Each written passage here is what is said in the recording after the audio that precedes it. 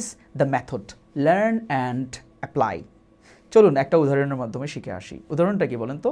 আমি আপনাকে বললাম যে তার সাথে কথা বলে লাভ নেই, ইংরেজি কী হবে বলেন তো? There is no use talking to him অথবা হার।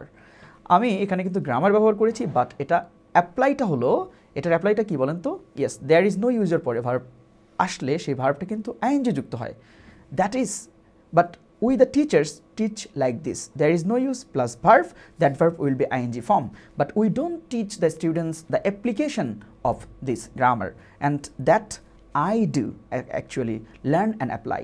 তাহলে যে জিনিসটা আমি করি সেটা হচ্ছে শিখবো এবং অ্যাপ্লাই করব, তাহলে আমাদের কমিউনিকেটিভ যে ইংলিশটা রয়েছে সেটা কিন্তু একেবারে পাকাপোক্ত হয়ে যাবে। এই জন্য আমার 3টি কোর্স রয়েছে, আমি আগেও অনেকগুলো ভিডিওতে বলেছি।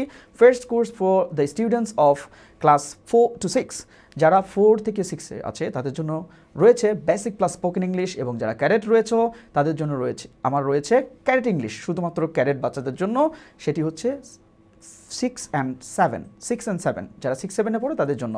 এবং last but not the least, for the students of high school students, I mean 6 to 10, তাদের জন্য রয়েছে একাডেমিক ইংলিশ।